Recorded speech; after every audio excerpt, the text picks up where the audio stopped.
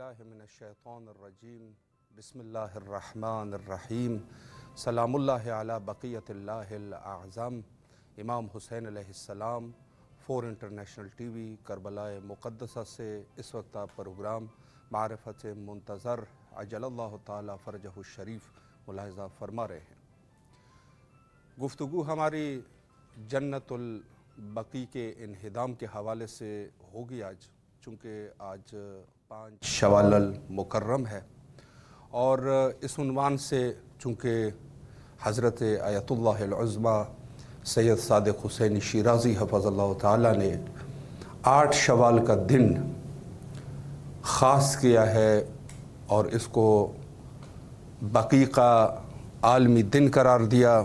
البتہ یہ سلسلہ پہلے سے ہی چلتا آ رہا ہے کہ خود جنت البقیع کے لیے مومنین کے سینوں میں وہ غم اور غیظ جو ہمیشہ سے رہا اور یہ رہے گا یہاں تک کہ انشاءاللہ بقیع تعمیر ہو جائے۔ آج اسی عنوان سے ہمارے ساتھ محو گفتگو رہیں گے سربراہ اتحاد المؤمنین حضرت حجت الاسلام المسلمین علی جناب مولانا غلام مصطفیٰ انصاری صاحب حفظ اللہ تعالی، اور کنٹرول روم سے فرما رہے ہیں کہ ان کے ساتھ ہمارا رابطہ بھی قائم ہو چکا ہے۔ السلام علیکم ورحمۃ اللہ وبرکاتہ۔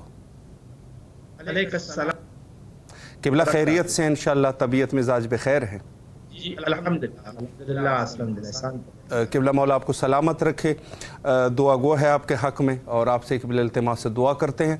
آج قبلہ جو ہماری گفتگو ہے جنت البقیع کے عنوان سے ہے، تو میں سوالات کا سلسلہ آپ کی خدمت میں شروع کرنا چاہوں گا۔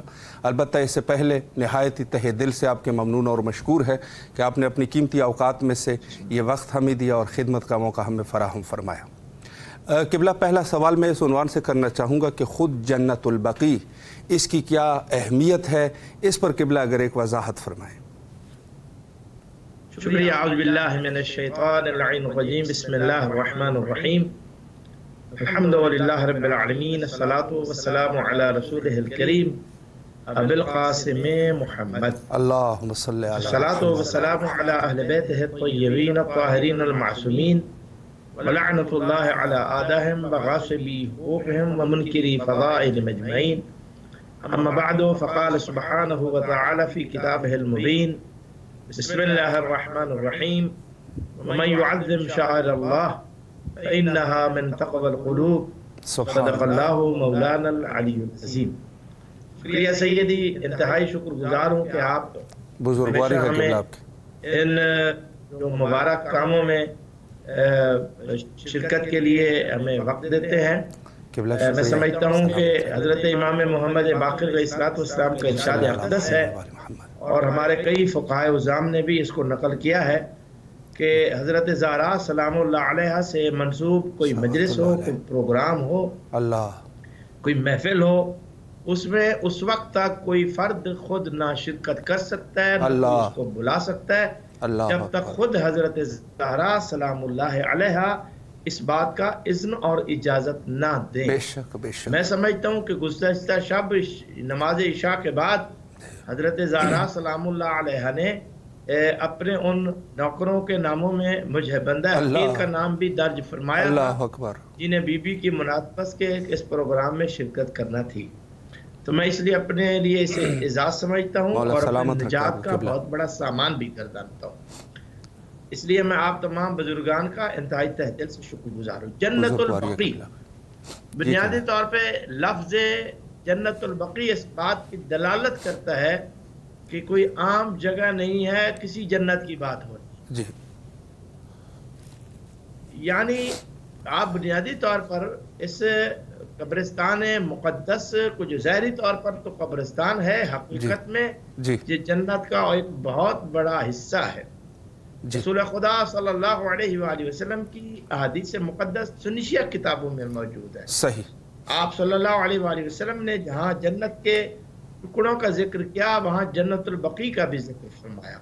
جنت البقیع ہو یا جنت المالا ہو، یہ جنتی ٹکڑے ہیں جن کے بارے میں قرآن پاک نے بھی ارشاد کیا ہے کہ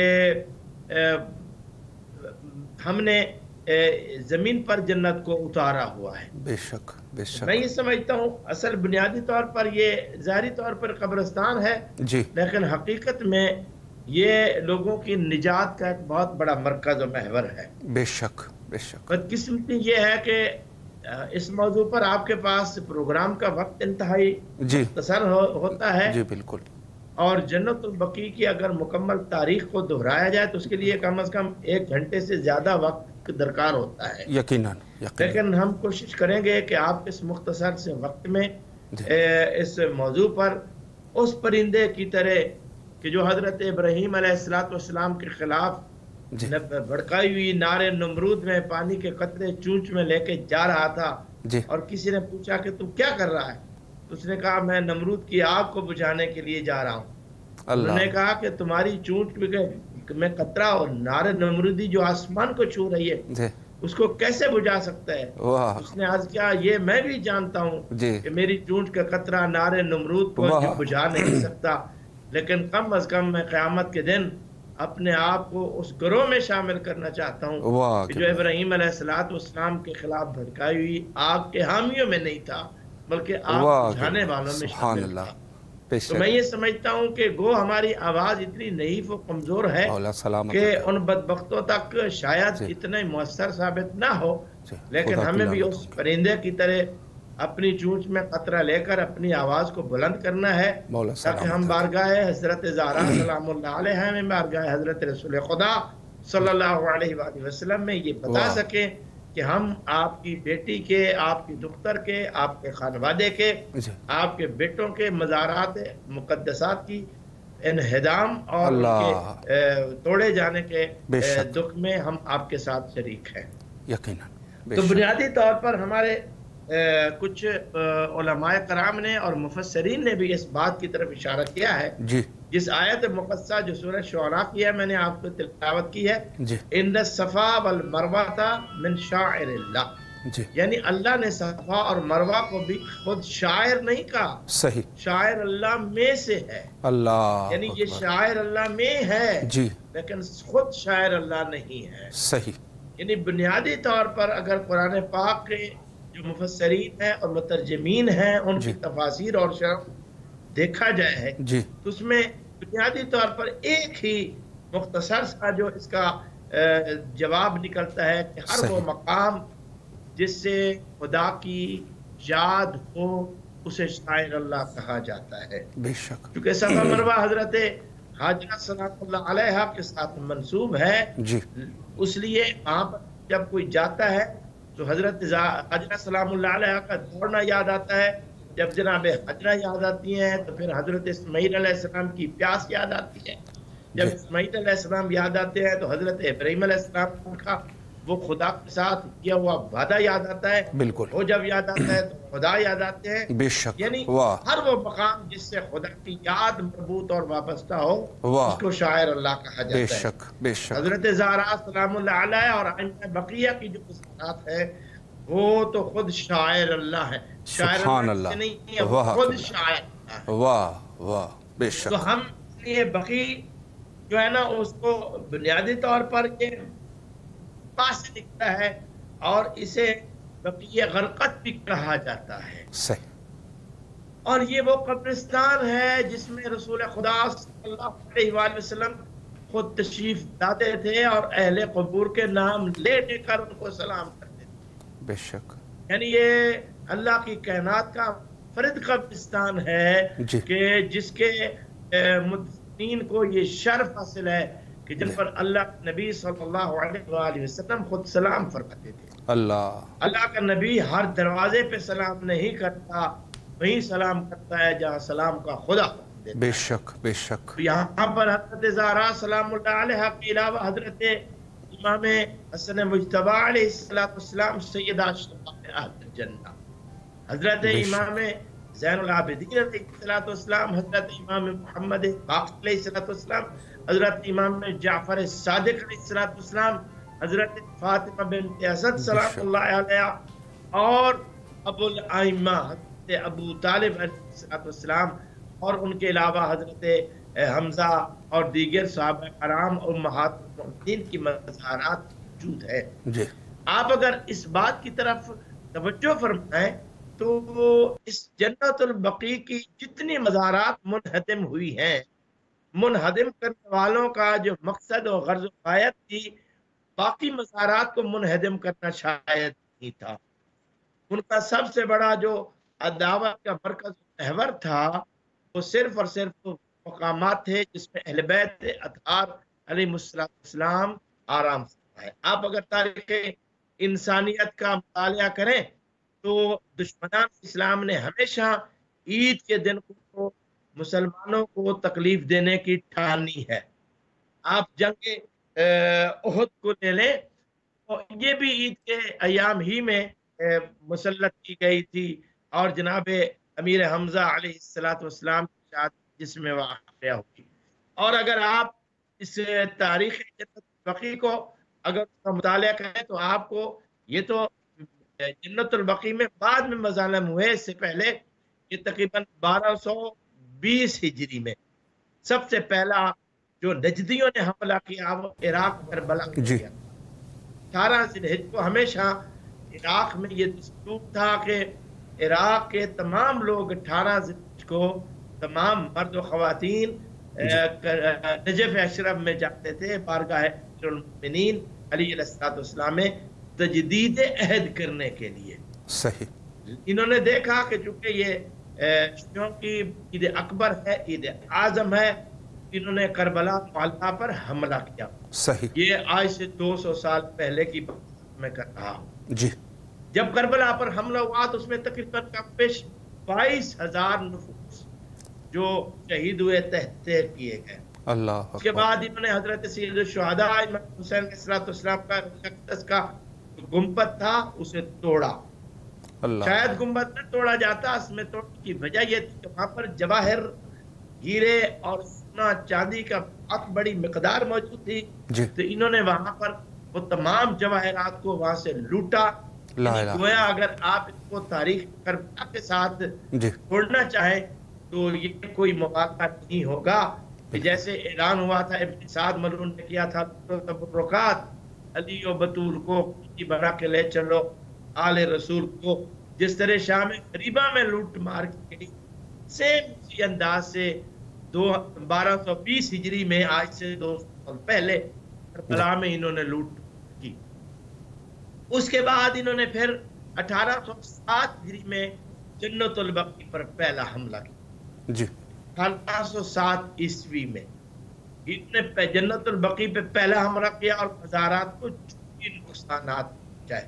جی چونکہ ان دنوں میں سلطنت عثمانیہ تھی، انہوں نے 50 سال بعد پھر دوبارہ ان مزارات کو تعمیر کیا۔ پھر انہوں نے 1926 کو 8 شوال 1244 جی 1344 کیجیے گا، 8 شوال 1344 یعنی کوئی آج سے 100 سال جی جی انہوں نے مقامات مقدسات کو سرے سے منہدم کر دیا۔ سوال یہ پیدا ہوتا ہے قبور کو مسمار کرنا، کیا یہ نجدیوں اسلام میں خاص چیز ہے یا صرف قبور ہی مسمار کرنا ان کے جو ہے پروگرام کا حصہ؟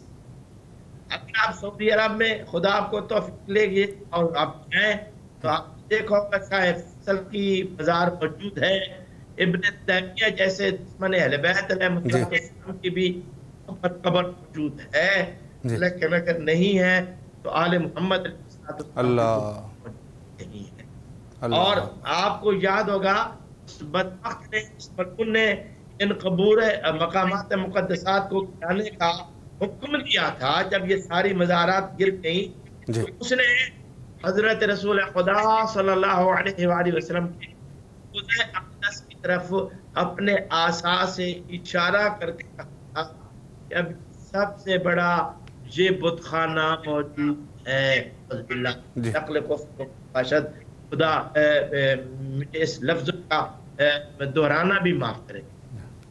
بے شک گویا آپ نے دیکھا کہ آپ جدی مولویوں کے نظریات آپ نے سنے ہوں گے، سوشل میڈیا پر یہ بات وائرل ہو رہی ہے کہ ہم چاہتے تھے کہ जन्नत के साथ मदीना मुनव्वरा को भी शुमार कर दिया जाए। लेकिन हमें मुसलमानों के जो है ना वो जज्बात का थोड़ा सा लिहाज है, एहतराम नहीं है, डर है, खौफ है, जिसकी वजह से हमने ऐसा नहीं किया। सैयदी मोहतरम, बुनियादी तौर पर हम अगर 8 शव्वाल को उसकी करबला कहें तो ये गलत। बेशक बेशक। किस्मती ये है कि जब ये दिन आता है तो ये हिज़्बुल्लाह का दिन है, ये मुसीबत का दिन है, ये इंतहाई दुख की घड़ी है। तमाम मुसलमान कलमा पढ़ने के साथ दिल से हजरत मोहम्मद सल्लल्लाहु अलैहि वसल्लम उनकी अहलियत अतहार का एहतराम करते हैं, चाहे वो सुन्नी है चाहे वो शिया है। शिया के लिए तो शियत है, मैं अहले सुन्नत के लिए अमूमी तौर पर ये कह रहा हूँ, उनके दिलों में ये तकलीफ दोबारा एक लौ की सूरत उजागर होती है और दिलों को बेताब करती है। समझता हूँ कि हमारी जिम्मेदारी बनती है अहले बैत अलैहिस्सलाम की नहीं बल्कि हर कलेमा पढ़ने वाले की ये जिम्मेदारी बनती है कि वो इस उन्वान से अपनी आवाज को बुलंद करे और अपनी ताकत के मुताबिक अपनी आवाज को उठाए ताकि जिद्दियों के ऐवानों तक बात पहुंचे। अभी उड़ती उड़ती खबरें हैं, अल्लाह करे इनमें ताकत हो। ईरान और सऊदी अरब के बीच में होने वाला सुलह का एक है वो जन्नतुल बकी मज़ारात की असर नौ तामीर की तरफ जाए और अल्लाह करे ये बहुत जल्द जाए। अगर ऐसा हो जाता है तो हम ये समझते हैं कि जिन लोगों ने जितना भी आवाज को जन्नतुल बकी के हवाले से बुलंद किया और हर साल इस मुसीबत पर अपने आप को हज़रत ज़हरा सल्लल्लाहु की मज़ार अक़दस आने वालों के खिलाफ खड़े होने वाली आवाजों में शामिल किया, उनके लिए कामयाबी का दिन यकीनन होगा। आपका इदारा और अब ये जो अफराद हैं, ये दोस्त अहबाब हैं, बुजुर्ग हैं, जिससे प्रबुद्ध हैं और वो भी यकीनन इस बात के मुस्तहिक़ होंगे कि जिसने अपनी आवाज़ बुलंद रखा और हज़रत ज़हरा सलामुल्लाह अलैहा की बारगाह में यकीनन सुरखुर होंगे। आप अगर देखेंगे तो नजद ये करबला और नजफ और मक्का मदीना के बीच में एक इलाका है, सही, जिसके मशरिक में मशरिक में करबला और नजफ होता है, मगरिब में मक्का मदीना है। सही। पहला हमला इन्होंने करबला और नजफ पे किया और उसके बाद दूसरा हमला इन्होंने जन्नत पे किया। सही। और उन मज़ारात को गिरा कर इन्होंने अपनी दिल को तस्कीन दी।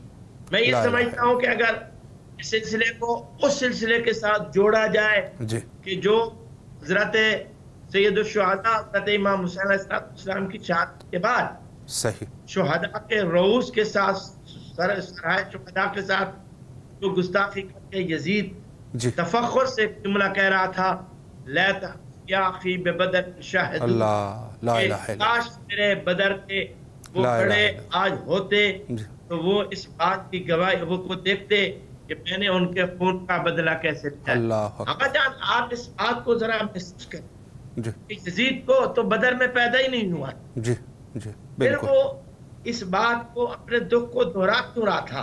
इसका मतलब यह है कि उसके खानदान की औरत ने अपने हर बच्चे को गोद में लेकर बदर के ऐसे टूहे पड़े कि उनके बच्चों को नस्ल दर नस्ल याद रहे।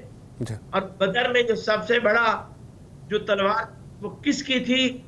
अगर आप तारीख इंसानियत गैर से भी देखेंगे, हजरत अबू तालिब अलैहिस्सलाम के फर्जंद हजरत इमाम अली अलैहिस्सलाम के और भी आपको जरिया नजर नहीं आएगा। बेशक। तो मैं ये समझता हूँ कि ये जन्नत बकी की मज़ारात को मुनहदिम करना, करबला के और नजफ के मज़ारात की तरफ अपनी पहली आंखें उठाकर फिर अपने फासिद इरादों को पूरा करने की ख्वाहिश करना, ये दरअसल उन यहूद और यहूदियों के जो बाक़ियात हैं उसकी तरफ इशारा करता है।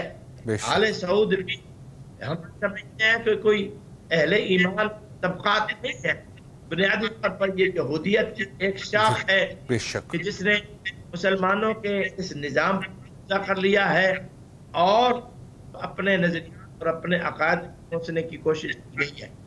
تاریخ انسانیت کا اگر مطالعہ کریں تو 3 قسم کے فتنے پیدا ہوئے تھے جی ایک فتنہ وہابیت تھا دوسرا فتنہ اپنا آپ خدا بھلا کرے احمدی ہے قادیانیت تھا جی انہوں نے تو اپنے سر اٹھائے لیکن پاک و ہند میں فکر قادیانیت کو چلا گیا جی لیکن فتنہ وہابیت اتنا مضبوط ہوا کہ آپ کے سامنے آج وہ موجود ہے جی جو اپنے علاوہ سب کو کافر سمجھتے بالکل اپنے علاوہ کسی کو وہ مسلمان تصور نہیں کرتے اگر آج سے 100 سال پہلے کے اہل سنت علماء کے نظریات کا آپ مطالعہ کریں جی آپ شیعوں کے ساتھ ساتھ اہل سنت علماء بھی یہ کہتے ہوئے افسوس اور تعصب کرتے ہوئے نظر آئیں گے کہ یہ کیسے لوگ آ گئے مکہ مدینہ پر کہ جو مسلمانوں کے لباسوں میں اسلام کا جو چہرہ مسخ کر رہے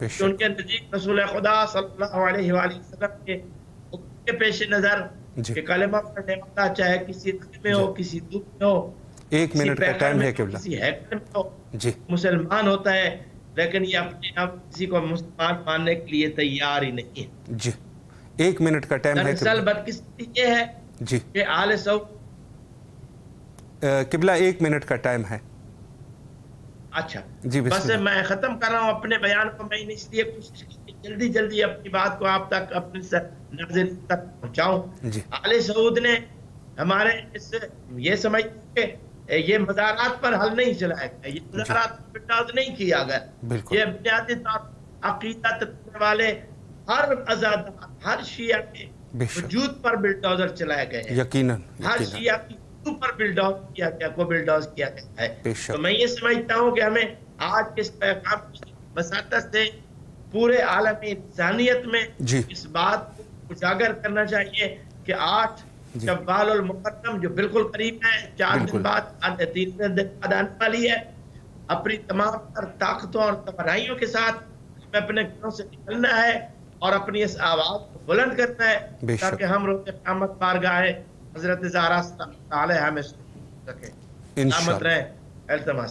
انشاءاللہ قبلہ اللہ آپ کی توفیقات خیر میں اضافہ فرمائے ایک دفعہ پھر بھی نہایت ہی آپ کے دل سے ممنون اور مشکور ہے آپ سے قبلہ اجازت چاہیں گے چونکہ وقت جو ہے وہ انتہا پہ پہنچ چکا ہے التماس دعا ہمیں بھی اپنی دعاؤں میں یاد رکھے فی امان اللہ اللہ حافظ اللہ حافظ بہت ہی خوبصورت گفتگو فرما رہے تھے حجت الاسلام المسلمین علی جناب مولانا غلام مصطفیٰ انصاری صاحب حفظ اللہ تعالی اور نہایت ہی مصلح عالم دین ہے اور اتحاد المومنین کے حوالے سے کام کر رہے ہیں اور نہایت ہی مؤثر اقدامات فرما رہے ہیں اور اچھی فکر ہے یقیناً بقی کا مسئلہ اور اس کا احتجاج اور اس پر غم اور غیظ کا مظاہرہ کرنا یقیناً عین ہی عبادت ہے اور اس عبادت میں ہر مومن کے لیے ضروری ہے کہ اس میں حصہ لے اور مخصوصاً مراجع میں حضرت آیت اللہ العظمیٰ سید صادق حسینی شیرازی حافظ اللہ تعالی انہوں نے باقاعدگی سے اس مسئلے کو اٹھایا ہے اور مومنین کو تشویق کر دیا ہے کہ زیادہ سے زیادہ اس مسئلے پر دھیان دے